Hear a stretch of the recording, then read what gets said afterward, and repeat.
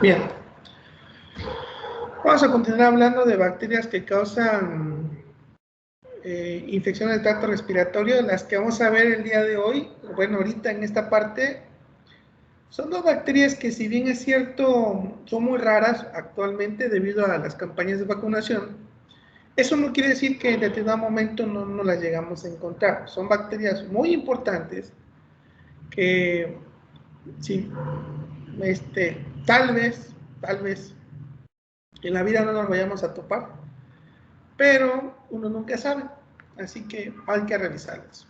Corynebacterium diphtheria es una bacteria que produce una enfermedad conocida como difteria. De hecho, es una enfermedad terrible que normalmente, si no es tratada propiamente, el paciente muere. Al igual que Arcanobacterium, esta bacteria tiene un alto contenido de guanina y citosina, de ahí que se la agrupó en el filo Actinobacteria, y dentro de la clase actinomicetales, pero en orden actinomicetales, comparte homología con la familia obviamente con la familia Mycobacteriaceae, la familia Nocardiaceae y la familia Bifidobacteriaceae. Debido a la similitud en cuanto a pared celular, esta bacteria, a diferencia de Mycobacterium, no tiene un alto contenido de ácido teicoico o ácido micólico. También estructuralmente es diferente por los lipopolisacáridos de superficie. No se considera un ácido alcohol resistente como tal, a diferencia de Mycobacterium. Sin embargo, le podemos decir que es un que retiene ligeramente ¿cómo se llama? Es ligeramente ácido alcohol resistente. La familia más importante de la familia Corynebacteriaceae obviamente es Corynebacterium diphtheria, pero hay una bacteria conocida como Turicella, que es el género Turicella, que también está asociada a infecciones en humanos. Ahorita nos vamos a enfocar a través de Corynebacterium. El término Corynebacterio surge de la forma en que las bacterias están agrupadas, que se le llaman bacilos difteroides aquellas que tienen una forma como si fuera cachiporra, o sea, es un extremo abultado con un extremo delgado, dando la apariencia como si fuera una raqueta, como si fueran esporas, pero realmente no son esporas como tal, porque no tienen una doble membrana en la cual se pueda visualizar una espora contenida. Entonces los bacilos difteroides o bacilos coryneiformes tienen esa estructura. De ahí que cuando nosotros vemos unos bacilos en forma de cachiporras, decimos que son bacilos difteroides. Tienden a agruparse en letras chinas, tienden a agruparse en formas irregulares, dando la apariencia de letras cuneiformes o letras chinas, que es una característica muy distintiva de la familia Corynebacteriaceae. Dentro de los géneros más importantes, pues obviamente tenemos a Corynebacterium, Arcano, Abribacterium y a Mycobacterium como agentes causales de infecciones importantes en seres humanos. Hasta ahorita se han descrito 46 especies de corynebacterios que se han aislado de la mucosa bucal, de la piel, incluso en mamíferos, y hay corynebacterias de mamíferos que también pueden llegar a producir infecciones en seres humanos. De todas estas 46 especies, solamente 31 están asociadas a patologías o catalogados como bacterias de interés clínico. Desde el punto de vista general, decimos que las bacterias, que el género Corynebacterium son bacilos gram positivos ligeramente curvos y con forma de garrote, como si fuera, por ejemplo, bueno, cuando hablamos de cachiporras hablamos de una forma, ya ven cuando salen las caricaturas de los cavernícolas, ellos usan un garrote que es engrosado en la parte superior, pero delgado en la parte inferior, donde se supone que el hombre, el individuo lo sostiene con sus manos, ¿no? Para golpear. Esa es la forma que digamos que tiene forma de cachiporra, forma de garrote. No forman esporas, no son ácido alcohol resistente como tal, sin embargo tienden, si la tinción es mal realizada, tienden a dar la apariencia de ácido alcohol resistentes. Hay que tener mucho cuidado con las bacterias coryneiformes. Son aerobios o anaerobios facultativos, la mayoría de ellos son catalasa positivos y tienen la característica de formar lo que se conocen como gránulos metacromáticos.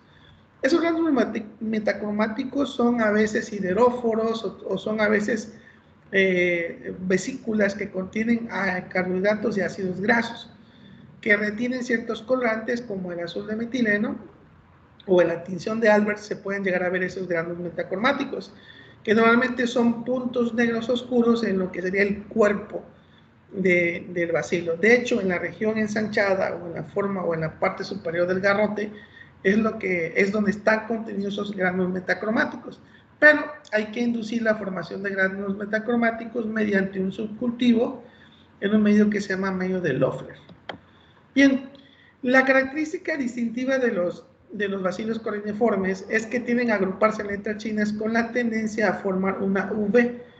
Esas estructuras de V realmente no son muy diseminadas, pero sí se pueden observar en algunos casos como este, que podemos ver aquí una V formada por dos bacilos o dos bastones. Y aquí vean la forma alargada, vean la forma delgada en este caso, formando la famosa cachiporra. Por ejemplo, aquí vean una forma delgada y una forma gruesa. Aquí veamos, aquí igual una cachiporra, que es la característica de las bacterias coroniformes. Bien, dentro de las bacterias coroniformes, obviamente Corynebacterium diphtheriae es la bacteria más importante, no la única, que puede llegar a producir la enfermedad conocida como difteria, que es una enfermedad que inicia primero con un dolor de garganta, con dolor al deglutir, con inflamación de ganglios linfáticos cervicales, puede ser una fiebre baja, que puede ir en aumento, hay dolor de cuerpo, dolor de cabeza, y después de los síntomas iniciales empieza a aparecer una membrana en la región orofaringea, que va creciendo con el correr del tiempo hasta que esta membrana se cierra completamente, impidiendo la entrada de respiración. Entonces, es una enfermedad grave que es potencialmente mortal, porque no solamente por la aparición de la pseudomembrana, sino que en sí la difteria es un efecto tóxico que tiene una toxina conocida como la toxina diftérica. Ahora, esa pseudomembrana se va a formar de manera radial hasta que obviamente se fusione en el centro de la garganta hasta formar lo que sería la membrana presente. Ahora, el mecanismo de virulencia más importante del Corynebacterium diphtheriae es una toxina conocida como toxina diftérica, que es una toxina que tiene efecto citotóxico en la célula. La toxina está compuesta por dos unidades, la unidad A y la unidad B.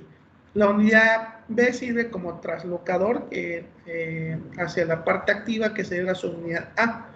La subunidad A va a causar una ribosilación en una proteína conocida como factor de elongación 2, que es el encargado de regular la elongación del ARN mensajero. Si ese ARN, perdón, que se encarga de elongar la cadena polipeptídica después de que se inicie la transducción de la información genética del ARN mensajero. Si el factor de elongación es inhibido, obviamente la síntesis de proteína no culmina, no termina. Por lo tanto, si la célula requiere proteínas esenciales durante su metabolismo, esas proteínas no se terminan traduciendo, por lo que el existir el déficit, que puede ser regulatorio o estimulatorio en una célula, conlleva a una muerte celular. Esa muerte celular se traduce en daño celular, daño necrótico, que es lo que nosotros observamos en la pseudomembrana, que es una acumulación de fibrina, de células muertas, de leucocitos, etcétera, etcétera. La toxina diftérica no solamente va a actuar sobre las células del epitelio superficial del tracto respiratorio, sino que también puede afectar tejido cardíaco, tejido neuronal y obviamente células del sistema inmune. Entonces es una toxina altamente virulenta. Okay. Ahora, ¿cómo es que esta bacteria tiene esta toxina? Bueno, resulta que esa toxina no forma parte en sí del genoma bacteriano, sino que es una toxina de tipo exógena, que la bacteria adquiere durante un proceso de transducción en la cual hay un fago que es el que porta el gen conocido como el GTOX, que es el que codifica para la proteína diftérica. Todos los fagos pueden iniciar un ciclo de vida que pueden conllevar a la célula bacteriana a dos estadios. Un estadio eterno que se conoce como el estadio multiplicativo, en la cual el fago ingresa, inyecta su genoma, ese genoma es integrado al genoma bacteriano, de tal manera que la bacteria puede iniciar un ciclo de replicación y a medida que se replica, ese gen es traducido liberando obviamente las partículas virales que son ensambladas, llevando a la muerte celular de la bacteria. Y esa etapa se conoce como ciclo lítico. Pero por otra parte, por cuestiones no muy bien descritas todavía, se sabe que la bacteria puede entrar en lo que se conoce como un ciclo lisogénico, en la cual el genoma del fago, una vez integrado en el cromosoma bacteriano, no se va a replicar de manera inmediata. Por lo tanto, no va a haber una traducción de proteínas, un ensamblamiento de proteínas que llevarían a la lisis celular, sino que permanece integrado. De tal manera que cuando la bacteria se empieza a replicar, puede expresar ese gen, y es un gen que es excretado hacia el exterior y que va a ser, digamos, la toxina, de ahí el término de exotoxina, pues que es liberado hacia el exterior. Hay tres tipos de fagos que son los portadores de este gen, del famoso gen tox, los fagos de tipo beta, los de tipo gamma y los de tipo omega. Ahora, estos fagos no solamente pueden interactuar con Corynebacterium diphtheria, sino que también pueden interactuar con Corynebacterium ulcerans y pseudotuberculosis, y estos también pueden llegar a producir la toxina diftérica. Es decir, las tres bacterias que pueden producir difteria en el ser humano son Corynebacterium diphtheria, Corynebacterium ulcerans y Corynebacterium pseudotuberculosis. De ahí que no todos los aislados de Corynebacterium diphtheria forzosamente tienen que culminar en una difteria en sí. Por lo que para decir que mi paciente tiene difteria, pues yo tengo que demostrar la presencia del gen TOX. Sí y solo sí no hay evidencia clínica de la formación de una pseudomembrana. Es decir, mi paciente puede tener síntomas compatibles con faringitis, yo puedo aislar a Corynebacterium diphtheria, pero mi paciente puede no desarrollar la pseudomembrana característica cuando la bacteria presenta el gen TOX. Si mi paciente termina con síntomas de faringitis, pero nunca desarrolla la pseudomembrana, teóricamente no es portador del gen TOX. Ahora, eso obviamente nosotros no lo podemos demostrar en el laboratorio, a menos que hagamos una prueba de PCR o que hagamos un método de inducción en células de cultivo, induciendo toxicidad en la célula. Así podríamos demostrar la presencia del gen TOX. O, por ejemplo, lo que se hace es una prueba del cobayo, en la cual se agarra un conejito, un coballito, se le rapa el pelo, se toma la muestra del cultivo de 24 horas de Corynebacterium y se inocula en la piel. Si se produce una dermatitis, una inflamación, una necrosis del tejido, significa que la bacteria produce la toxina difterica.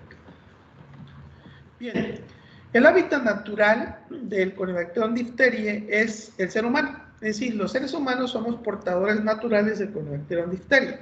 Ahora, el ulcerans y el pseudotuberculosis se da entre los animales, por ejemplo, entre los bovinos, los caninos y los felinos, pero también puede haber una interacción entre nosotros y esos animales que podamos incluso compartir cepas bacterianas. Ahora, podemos decir entonces que en algunos casos las difterias pueden ser de origen zoonótico dependiendo la especie. Por ejemplo, ulceran lo podemos encontrar en perros y gatos, y pseudotuberculosis lo podemos encontrar en caprinos, bovinos e incluso y en algunos porcinos. Entonces, el hábitat natural de Corynebacterium es muy extenso, y puede haber incluso casos de zoonosis en los seres humanos. Bien, es bien sabido que cuando un Corynebacterium es muy tóxico, puede llegar a producir necrosis del tejido, en cualquier parte donde sea inoculado. Hay personas que pueden ser portadoras de la toxina y de repente cuando son inoculadas en un sitio distante, como por ejemplo diferente a la faringe, pueden llegar a producir enfermedades en otros tipos de tejido. ¿Dónde? En la piel, en la cavidad bucal, obviamente, preferentemente, pero también puede llegar a producir infección de los ojos, infección de los oídos, en casos muy extremos. Para hacer el diagnóstico de difteria, obviamente tenemos que partir de la idea de dónde está ubicado la enfermedad. Si está una enfermedad, un tejido necrótico en la pierna, pues obviamente hay que mostrar de la pierna. Lo común, lo normal es que la difteria se asocie preferentemente al sistema respiratorio superior. Entonces lo que hay que hacer es recolectar una muestra. Para el caso de bacterias cuneiformes, no necesitamos, digamos, trajes espaciales ni nada de eso, como en el caso del coronavirus, pero sí hay que ser muy precisos en cuanto a la recolección de la muestra. Si tenemos un paciente que tiene pseudomembrana, es muy difícil recolectar la muestra de pseudomembrana porque es muy dura. Hay que hacer de preferencia un cepillado brusco para poder desprender tejido. Es un tejido muy duro, muy denso, que no es fácil recolectar la muestra.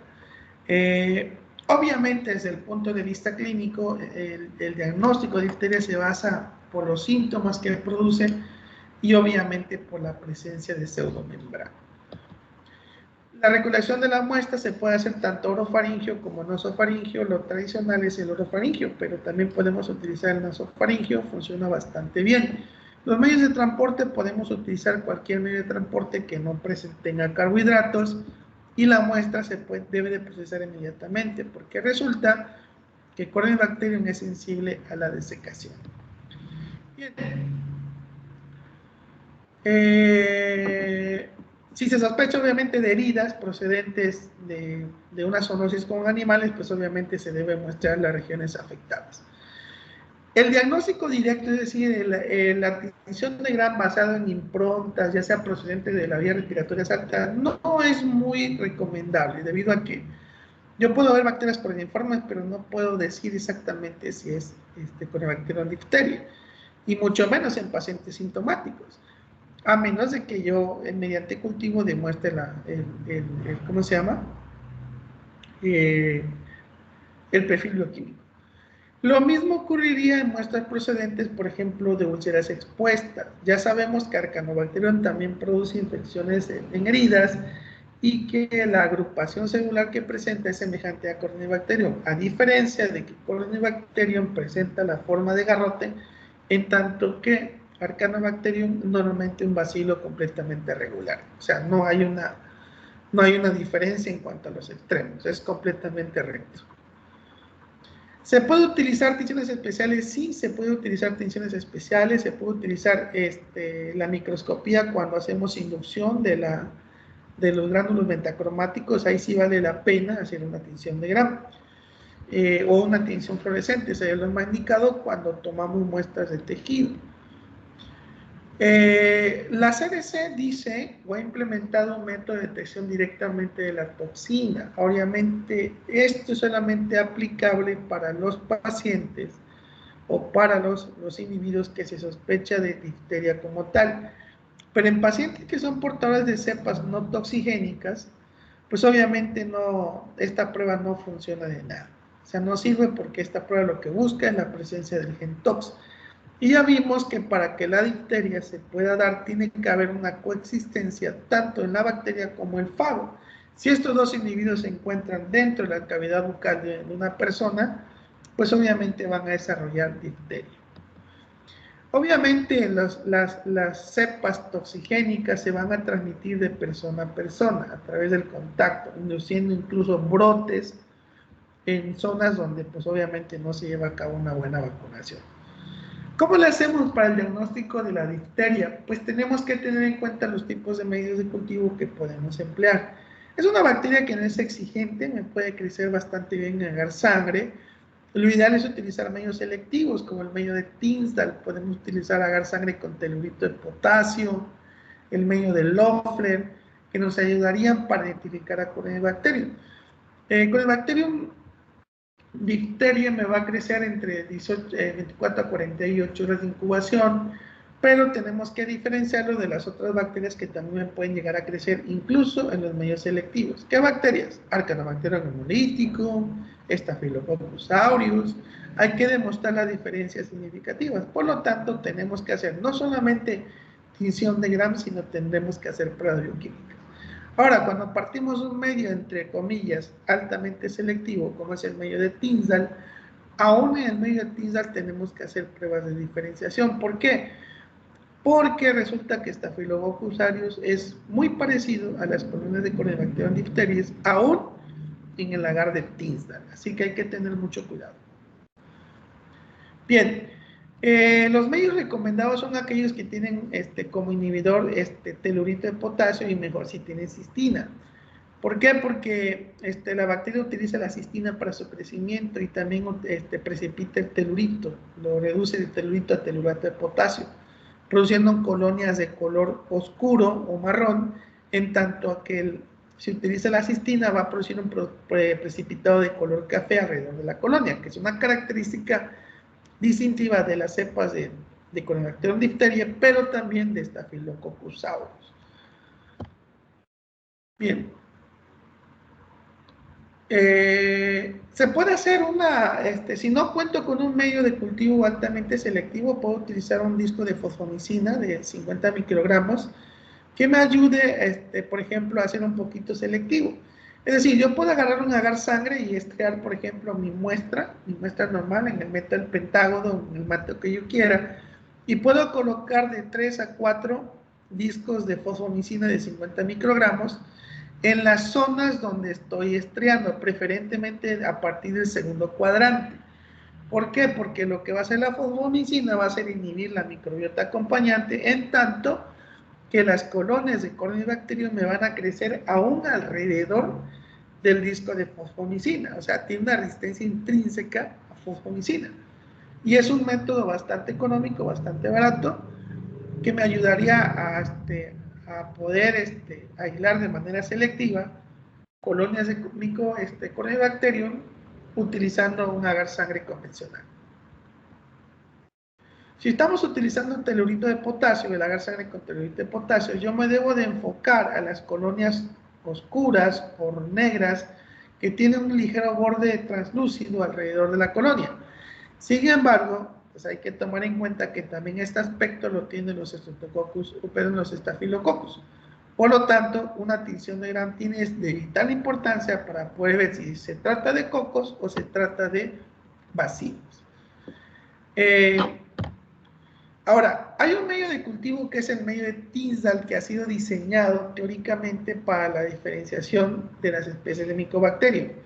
Debido a que reducen el telurito, las colonias van a ser de color negro, y si la bacteria utiliza la cisteína, pues obviamente va a haber un halo de color café alrededor. Entonces, todas las colonias oscuras o negras con un halo de color café son colonias presuntivas de Corynebacterium diphtheriae. Pero aclaro, también aureus desarrolla de manera similar que el Corynebacterium diphtheriae, con la diferencia de que las colonias son ligeramente más pequeñas. Bien. Ahora, ¿qué más me puede llegar a crecer en el agar de Tinsdale? Obviamente me van a crecer los tres biotipos, de los biotipos principales de Corynebacterium, Corynebacterium diphtheriae, pero también me pueden crecer Haemophilus, Klebsiella, Neisseria, Staphylococcus e incluso algunas especies de Streptococcus. Por lo tanto, hay que, a todas las colonias sospechosas, hay que hacerle su tinción de Gram para poder diferenciarlos. Como yo les decía, una de las pruebas que utilizamos es la inducción de gránulos metacromáticos, y todas esas colonias sospechosas de Corynebacterium hay que hacerlas crecer en un medio que se llama medio de Loeffler, y para posteriormente, después de 24 horas de incubación, lo podemos tener ya sea con azul de metileno o con una tinción un poquito más específica que se llama como la tinción de Alberts. Y lo que vamos a buscar es la acumulación de pigmento, la acumulación del el colorante en unas vesículas que portan o los llamamos como gránulos metacromáticos. Entonces, si mi bacilo se tiñe con una zona intensa que se pueda ver con aspecto súper teñido, decimos que es portadora de gránulos metacromáticos y eso es indicativo de que es una bacteria coroniforme o de un Corynebacterium. A diferencia del Arcanobacterium que no produce gránulos metacromáticos, las bacterias coroniformes reales sí producen gránulos metacromáticos.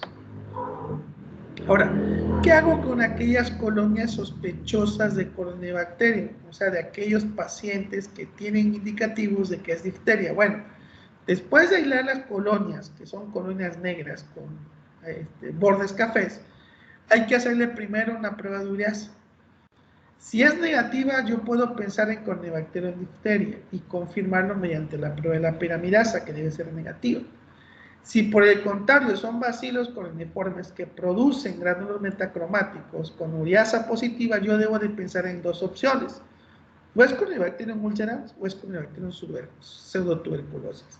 ¿Y cómo lo diferencio? Por la hidrólisis de almidón. Entonces, si hidroliza el almidón es Corynebacterium ulcerans. Si no hidroliza el almidón es Corynebacterium pseudotuberculosis. Y aquí adicionalmente aprovecharíamos para hacer la prueba de inhibición de test de campo, que es, en el caso de Corynebacterium pseudotuberculosis, me debe dar positivo. Y esta es una gráfica de cómo, o una tabla en la cual se contienen las reacciones más importantes para la diferenciación de especies de Corynebacterium. ¿Cómo separamos al difteria del úlceras y al pseudotuberculosis? Primero utilizamos el primer criterio, que es la hemólisis. Las especies de pseudotuberculosis y de úlceras tienden a ser hemolíticas en haber sangre, en tanto que difteria no lo es, a excepción de la viroridad mitis, que tiende a ser ligeramente positiva, o sea, algunas cepas dan positiva. La otra prueba importante para separar a difteria de úlceras y de pseudotuberculosis es la DNase. Solo úlceras y difteria producen DNase. ¿Okay? Y para separar a úlceras de difteria, pues utilizamos la ureasa.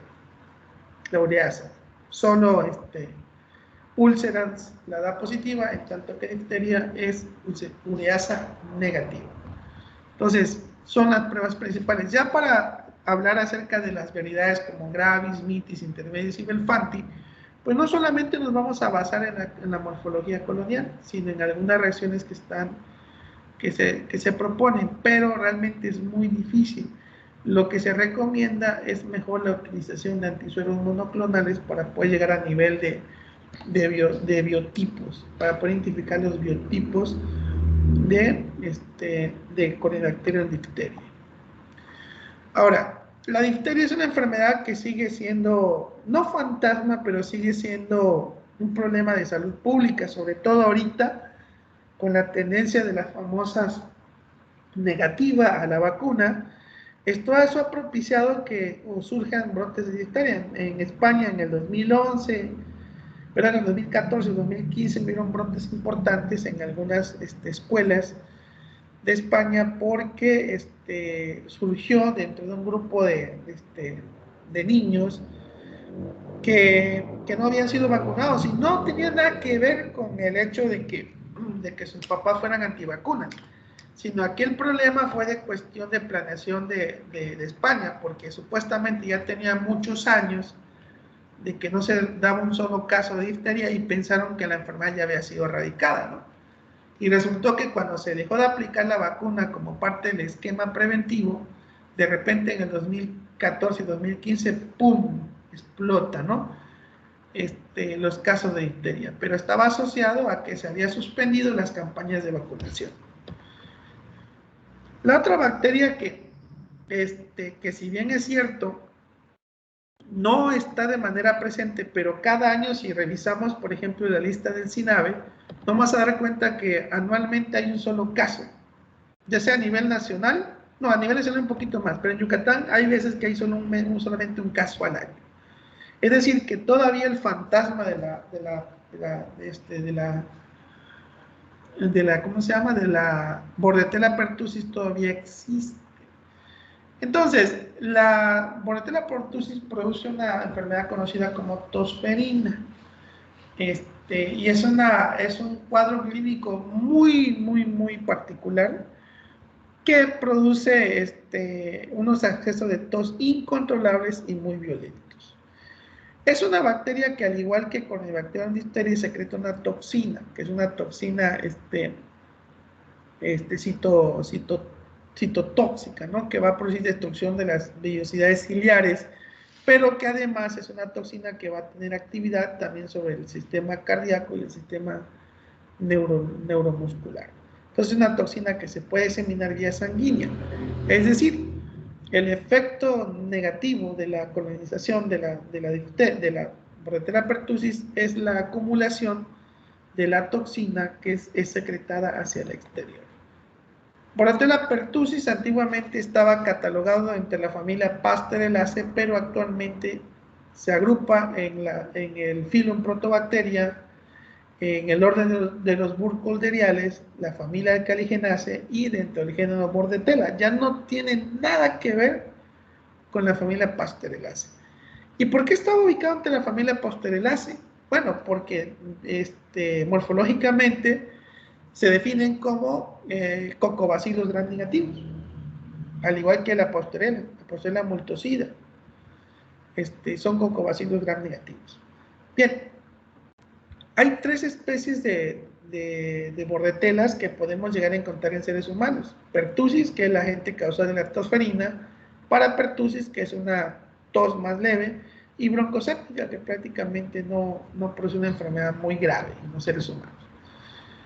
Bordetella parapertussis puede causar cuadros de bronquitis en los seres humanos, y broncoséptica está más asociada a infecciones en animales, como gatos, perros, y puede llegar a causar bronquitis en seres humanos, pero en individuos inmunocomprometidos. El agente causal más importante es Bordetella pertussis, o sea, porque es la forma más virulenta de la Bordetella.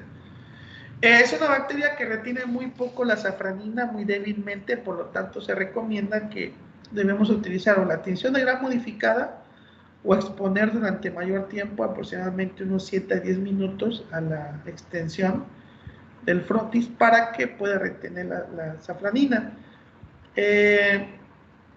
Y vamos a ver coccobacillus, pero coccobacillus muy chiquititos, o sea, hay que tener mucha imaginación para verlos. Sobre todo porque al microscopio se ven realmente como si fueran cocos, o sea, bastante muy redondeados. Bien, son anaerobios obligados, crecen mejor en presencia de CO2 y metabólicamente son inertes, o sea, no hay muchos carbohidratos que nos puedan ayudar a diferenciarlos, por lo tanto la diferenciación se hace por cuadro clínico y por tiempo de crecimiento y por algunas características de desarrollo que son muy contadas. La bacteria produce una toxina que va a tener efecto citotóxico en el aparato respiratorio. Inicialmente la bacteria se tiene que adherir al epitelio ciliar de las tráqueas y los bronquios. Ahí se va a adherir y va a empezar a replicarse. A medida que se replica, los cilios se empiezan a romper, a desprender, y eso ocasiona irritación en la célula, de tal manera que el cuerpo responde con episodios de tos, con episodios de irritación, y ahí se favorece digamos, el efecto de toser.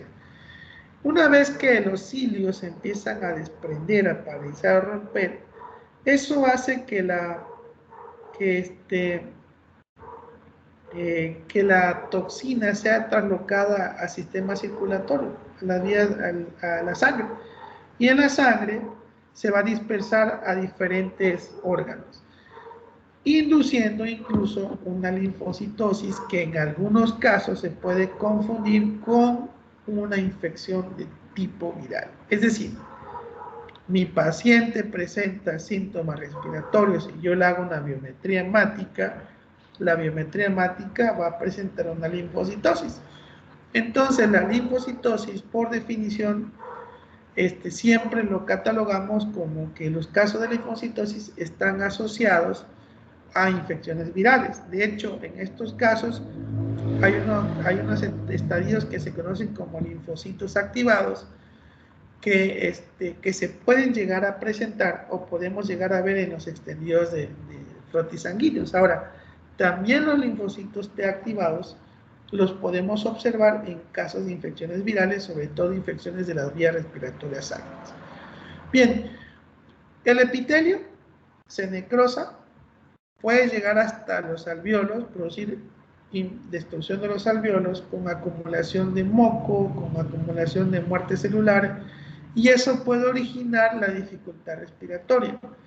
Si el paciente no se muere, pueden haber daños neuronales que inician con convulsiones y obviamente el sistema inmune responde no de manera favorable debido a que la toxina también puede inhibir la síntesis de proteína inhibiendo la dinatociclasa. Ya ven que la dinatociclasa acumula AMP cíclico, que es un segundo mensajero en cuanto a la traducción de proteínas. Hasta el 2020 no había ningún caso en Yucatán, pero en el 2017 y en el 2018 se habían registrado unos. De hecho, en el 2017 hubieron como 7 casos en una unidad familiar de aquí de Mérida que eran sugestivos de tosferina. Obviamente ese caso lo llevó la Secretaría de Salud y no sé realmente si se llegaron a confirmar. Yo creo que no, porque solamente se registró un caso. O sea, de manera oficial hubo uno, pero de que hubieron varios pacientes con un cuadro similar a tosferina, pues sí, ¿no? Y de hecho eso prendió las alarmas en una unidad médica de aquí del IMSS en Mérida, ¿no? Pero como ya vimos que también Corynebacterium diphtheriae produce un cuadro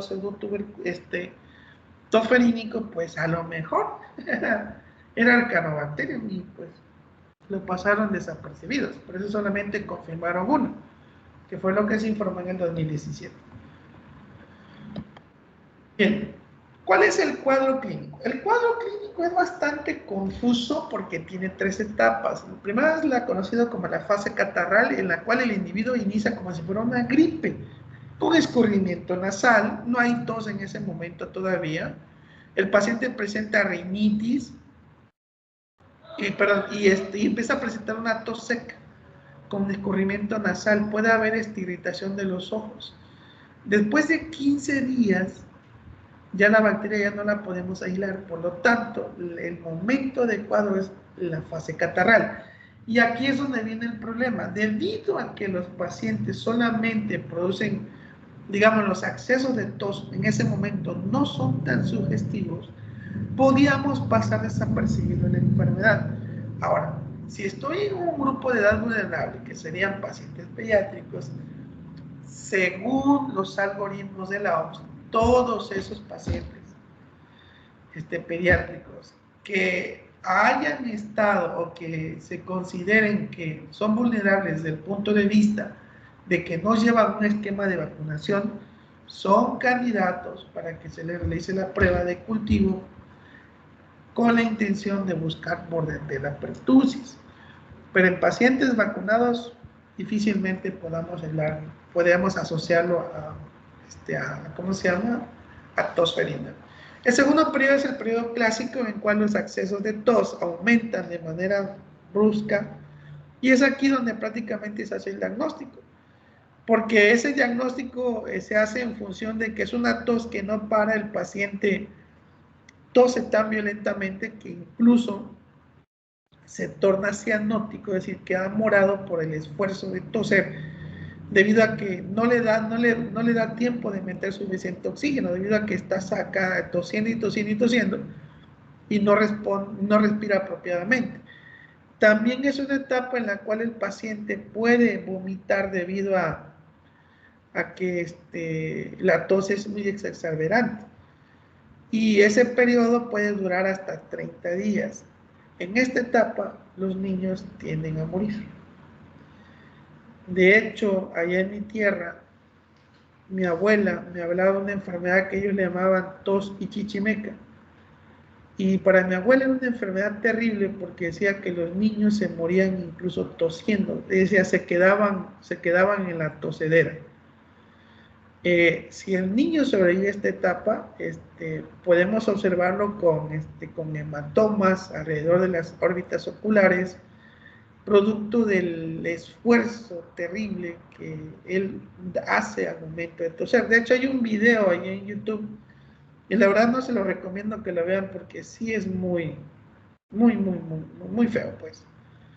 Muy feo de ver a un paciente. Yo nunca he visto un paciente con tosferina. Oí mucho de ellos. La última vez que escuché tosferina fue hace como más o menos como unos, ¿qué será? Como unos 17 años.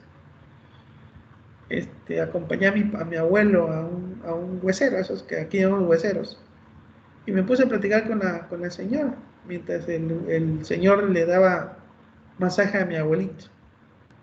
Y no sé por qué le pregunté que si no tenía hijos y me dijo que no. No, dice, tuvimos 3, dice, y los 3 se murieron de tos y chichimeca. Entonces inmediatamente ya se murieron de tosferina, ¿no? En aquel entonces, cuando no había un esquema de vacunación. La vacuna ha ayudado mucho a que la enfermedad sea controlada, porque realmente es una enfermedad que no se desea en nadie. La última etapa es cuando la enfermedad se cura súbitamente, bueno, súbitamente porque los accesos de tos comienzan a disminuir, y es muy raro que el paciente llegue a esta etapa, porque normalmente mueren en la segunda etapa, ¿no? Además del daño al miocardio producido por la toxina. Y en esa etapa encontrar bordetella pertussis prácticamente es imposible, porque ya está muerta. Lo único que queda es el remanente de toxina, que es lo que estaría causando todavía los accesos de tos, que van disminuyendo a medida que pasa el tiempo. Esta es una gráfica propuesta por la CDC en cuanto al diagnóstico de la tosferina, y es en la fase catarral el momento ideal en el cual se puede aislar la bordetella. En la segunda etapa, que es la etapa paroxística, en la cual los accesos de tos son más violentos, más frecuentes, sí se puede aislar, pero es un poquito menos probable. Y en la fase 3, pues prácticamente ya no hay nada que hacer, porque ya no podemos encontrar a la bacteria dentro del organismo. ¿Qué complicaciones puede tener? Puede haber otitis, neumonía, puede haber superinfecciones, hernias. Hay pacientes que han desarrollado prolapso rectal por el esfuerzo de los accesos de tos, hemorragias oculares o hemorragias incluso pulmonares por el esfuerzo. Meningoencefalitis. En el peor de los casos hay coma y hay muerte en los niños que son infectados por bordetella pertussis. El diagnóstico de bordetella se tiene que hacer, en este caso es por exudado nasofaríngeo, una técnica relativamente fácil de hacer, si la podemos hacer. En la imagen está mal el dibujo. El hisopo debe entrar por la pared del tubo, en esta parte, y alcanzar esta zona. Aquí lo que estamos viendo es un nasofaríngeo, pero un exudado nasal, ¿no? Que llegamos en esta parte que serían lo que serían los cornetes nasales, no. La tosferina se agrupa en esta parte donde hay células ciliadas, que es donde se empieza a replicar. Entonces el hisopo lo tenemos que meter horizontalmente, para que podamos alcanzar esta zona, que es la que nos interesa. Los hisopos obviamente son hisopos especiales, hisopos delgados, que preferentemente sean ya sea de racón o rayón, porque resulta que bordetella es muy sensible a los ácidos grasos. Es decir, no se recomienda el uso de hisopos de algodón, a menos que se garantice que están libres de ácidos grasos. De lo contrario, se recomienda más los de rayón o los de dacron. Se puede hacer un exudado, pero una biometría hemática sí, pero realmente pues lo único que va a aportar sería la presencia de linfocitosis nada más, pero la linfocitosis la podemos también tener en pacientes con infecciones virales. Bien.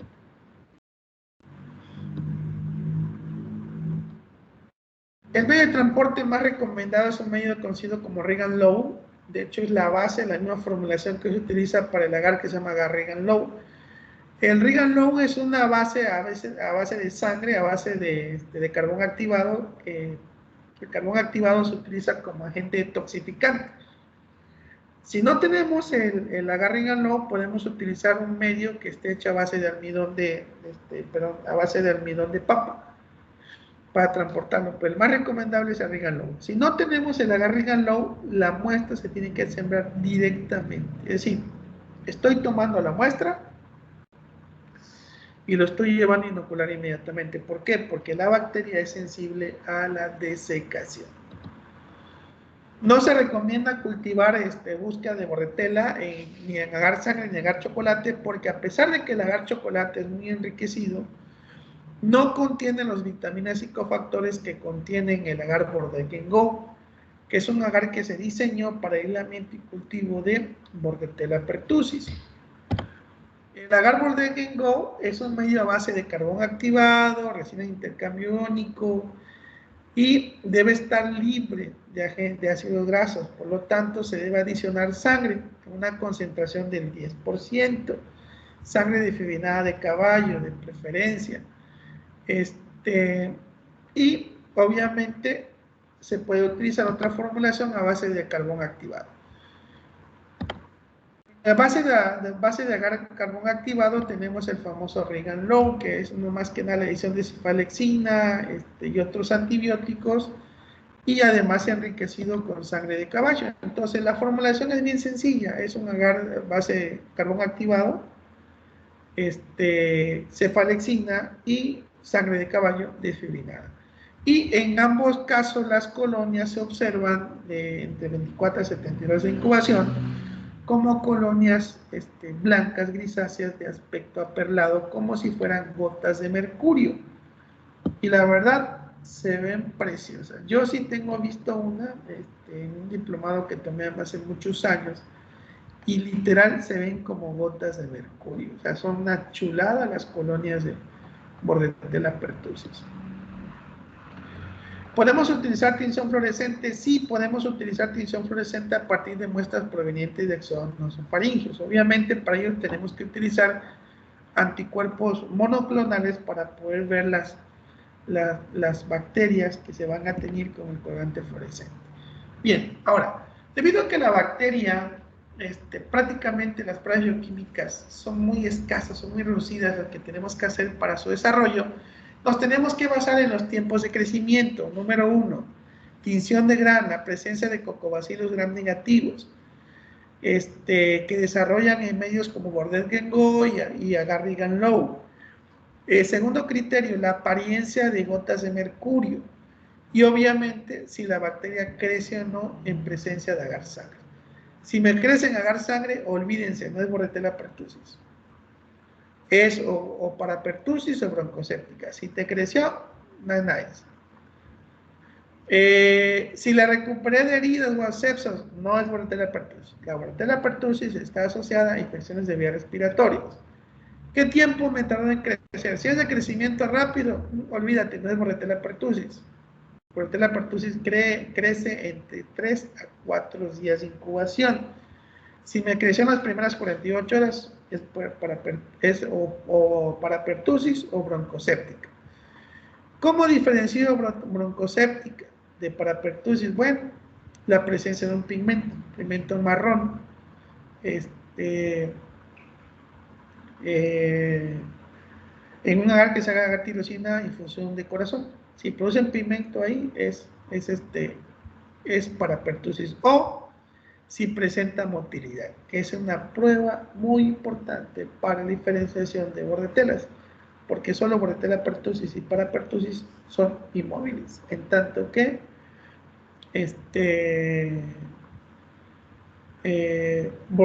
broncoséptica es inmóvil. Y otra prueba es la prueba de la ureasa. En una prueba de ureasa rápida, o sea, aquella que produce el viraje de color entre las primeras 4 horas, es una broncoséptica. Si tarda hasta 24 horas, es una parapertussis. En tanto que Bordetella pertussis no produce ureasa. Y así, leche con natonasa. Y obviamente las pruebas se pueden utilizar, obviamente los anticuerpos monoclonales para la identificación de pertusis, parapertusis y bordetela broncoséptica.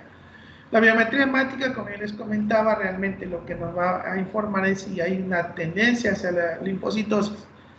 Lo que me ayudaría a decir, bueno, si cumple con el cuadro clínico, hay unos cocobacilos gram negativos, bueno, ya tengo la confirmación hemática de que realmente es bordetela.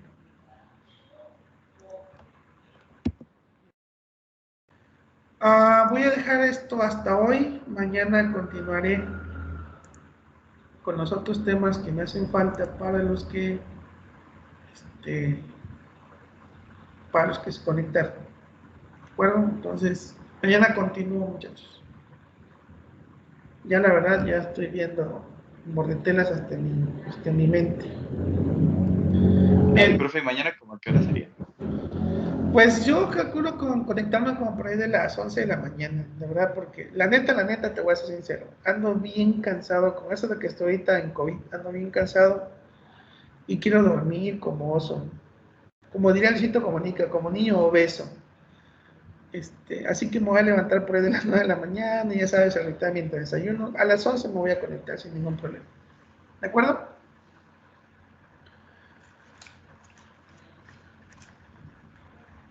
Ok, profesor. Sale, nos vemos mañana. Hasta luego. Descanse. Igualmente, gracias.